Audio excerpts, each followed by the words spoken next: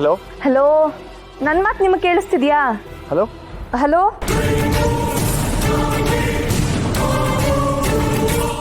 Hello hello network problem ಇರಬೇಕು. ಆ ಕಡೆಯಿಂದ ಏನೂ ಕೇಳಿಸ್ಲೇ ಇಲ್ವಲ್ಲ. ಅರ್ಚನ್ ಅವರೇ, ಏನಾಯ್ತು? ಏನಾದ್ರು ಪ್ರಾಬ್ಲಮ್ಮಾ? ಅದು ನಿಮ್ಮ ಫೋನಿಗೆ ಆಗಲೇ ಯಾವುದೋ ಒಂದು ಕಾಲ್ ಬಂದಿತ್ತು, ರಿಸೀವ್ ಮಾಡಿದೆ. ಬಟ್ ಆ ಕಡೆಯಿಂದ ಏನೂ ಕೇಳಿಸ್ಲಿಲ್ಲ. ಏನಿಲ್ಲ, ಸ್ವಲ್ಪ ನೆಟ್ವರ್ಕ್ ಇಶ್ಯೂ ಇರುತ್ತೆ, ನಾನು ನೋಡ್ತೇನೆ ಬಿಡಿ.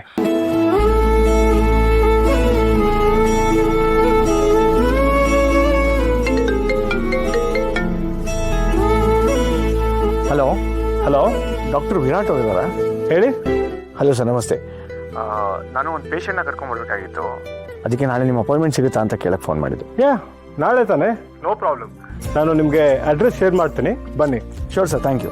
ನೀವು ಥ್ಯಾಂಕ್ಸ್ ಹೇಳಬೇಕಾಗಿರೋದು ನನಗಲ್ಲ, ನೀವು ಪೇಷಂಟ್ನ ಕರ್ಕೊಂಬಂದು ನಾನು ಅವ್ರಿಗೆ ಟ್ರೀಟ್ಮೆಂಟ್ ಕೊಟ್ಟು ಅವರು ರಿಕವರ್ ಆಗ್ತಾರಲ್ಲ ಹಾಗೇಳಿ. ಆಗಲಿ ಸರ್. ಗಾಡಿ ಕೆಟ್ಟೋಗಿದೆ, ನಡ್ಕೊಂಡು ಹೋಗ್ತಾ ಇದ್ದೀನಿ, ಹಾಗಾಗಿ ಸ್ವಲ್ಪ ಲೇಟ್ ಆಗಿದೆ ಸರ್. ನಿನ್ ಟೈಮೇ ಕೆಟ್ಟಿರುವಾಗ ಗಾಡಿ ಕೆಡೋದ್ರಲ್ಲಿ ತಪ್ಪೇನಿದೆ ಹೇಳು? ಏ ರಮೇಶ, ಬೈಲಿ ಬೈಲಿ ಬೈಲಿ, ಬಾ ಬಾ ಬಾ ಬಾ ಬೈಲಿ ಬೈಲಿ, ನಿಂತ್ಕೋ. ಎಲ್ಲೋಗ್ತಿದ್ಯಾ? ಬೈಲಿ. ರಮೇಶ, ವಿಷಯ ಗೊತ್ತಾ ನಿನ್ಗೆ? ಇವ್ರ ಮನೇಲಿ ಬಿರುಗಾಳಿ ಬಿಸಿದೆ ಅಂತೆ. ಅದೇನಾ ಸರ್, ಅವ್ರ ಸೊಸೆನ ಮನೆಯಿಂದ ಹೊರಗಡೆ ಹಾಕಿದಾರಂತೆ. ವಾ, ನೋಡ್ರಪ್ಪ. ಐ ಬೈಲಿ ಬೈಲಿ ಬೈಲಿ ಬೈಲಿ, ವಿಷಯ ನಿಂಗೂ ಗೊತ್ತಿದೆ ತಾನೆ? ಗೊತ್ತು ಸರ್. ನೋಡಿಯಾನಪ್ಪ, ಊರು ತುಂಬಾ ನಿಂದೆ ಪುಕಾರ್ ಹಬ್ಬಿಟ್ಟಿದೆ. ಜಯರಾಮ, ನಿನ್ನ ಮಗ ಮಾಡಿರೋ ತಪ್ಪಿಗೆ ನನ್ನ ಮಗಳಿಗೆ ಯಾಕೆ ಶಿಕ್ಷೆ ಕೊಡ್ತೀಯಾ? ಡೇಯ್, ಸ್ಟೇಷನ್ಗೆ ಬರ್ತೀಯಲ್ಲ, ಆವಾಗ ವಿಚಾರಿಸ್ಕೊಂತೀನಿ ನಿನ್ನ. ನನ್ನ ಮಗ ಪೊಲೀಸ್ ಪರೀಕ್ಷೆಯಲ್ಲಿ ಫೇಲ್ ಆಗೋದಕ್ಕೆ ಕಾರಣನೇ ನಿಮ್ಮ ಮಗಳು ಸರ್. ಏಯ್, ಅವಳೆ ಅಂತ ಅದು ಹೇಗೆ ಹೇಳ್ತೀಯಾ? ಕಾರಣ ಇಲ್ಲದೆ ಯಾರ ಮೇಲೂ ನಾನು ತಪ್ಪು ಹೊರಿಸೋನಲ್ಲ ಸರ್. ಜಯರಾಮ, ನನ್ಗನ್ಸುತ್ತೆ ನನ್ನ ಮೇಲಿರೋ ಕೋಪಕ್ಕೆ ನನ್ನ ಮಗಳ ಮೇಲೆ ರಿವೆಂಜ್ ತಗೊಂತಿದ್ಯಾ ಅಂತ. ಏನೋ?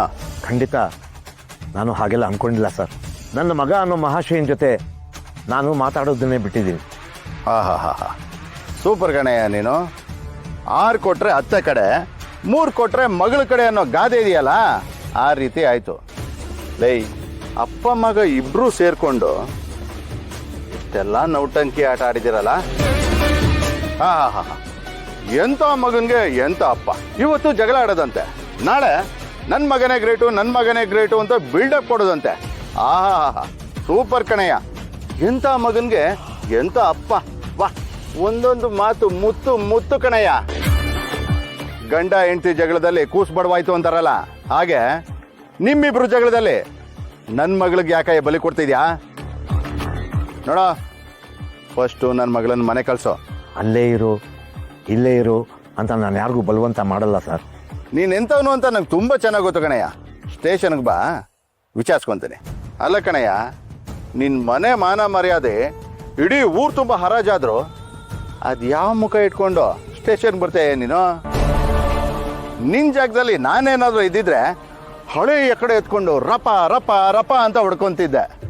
ಅಲ್ಲ, ನೀನು ಇಷ್ಟು ಮಾನ ಮರ್ಯಾದೆ ಹೋದ್ರೂ ಒಳ್ಳೆ ರಾಜನ್ ಥರ ಎದೆ ಉಬ್ಬಿಸ್ಕೊಂಡು ರೋಡೆಲ್ಲ ಓಡಾಡ್ತಿದ್ಯಲ್ಲ. ಎಂಥ ಜನ್ಮ ಕಣಯ್ಯ ನಿಂದು. ನಿಮ್ಮ ಮಗ ಮಾಡೋ ತಪ್ಪಿಗೆ ಸೊಸೆಗೆ ಶಿಕ್ಷೆ ಕೊಡೋದು ತಪ್ಪು ಜಯರಾಮಣ್ಣ. ಹೌದು ಹೌದು ರಮೇಶ್, ನಾನು ಹೇಳ್ತಾರೋ ಕರೆಕ್ಟು.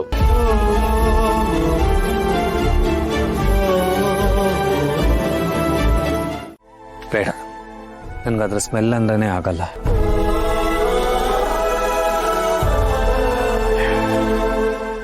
ಒಳ್ಳೆ ಅಭ್ಯಾಸ. ನನಗೆ 3 ಜನ ಮಕ್ಕಳಿದ್ರು. ಅಲ್ಲಿ ದೊಡ್ಡವಳು ಸತ್ತೋದ್ಲು.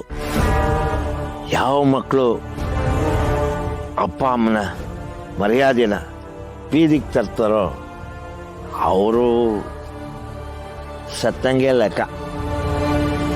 ಇನ್ನೊಬ್ಳು ನನ್ನ ಮುದ್ದಾದ ಮಗಳು ದೀಪ ಅಂತ ಅವಳ ಹೆಸರು.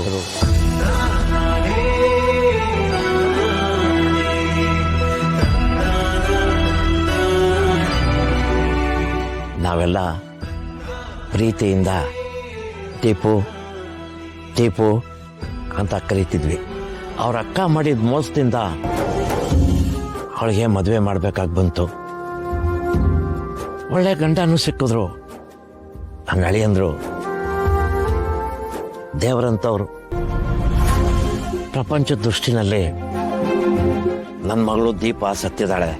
ಆದರೆ ವಾಸ್ತವದಲ್ಲಿ ಅವಳಿನ್ನೂ ಬದುಕೇ ಇದ್ದಾಳೆ. ಅವಳೀಗ ದಿಶಾ ರೂಪದಲ್ಲಿ ನಮ್ಮ ಅಳಿಯಂದ್ರು ಮನೆಯಲ್ಲಿದ್ದಾಳೆ.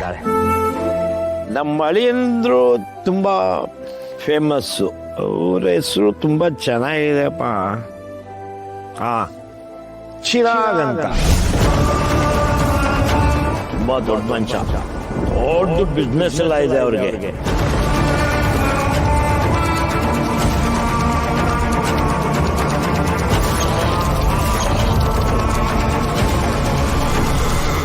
ಸರಿ ತಾನೇ?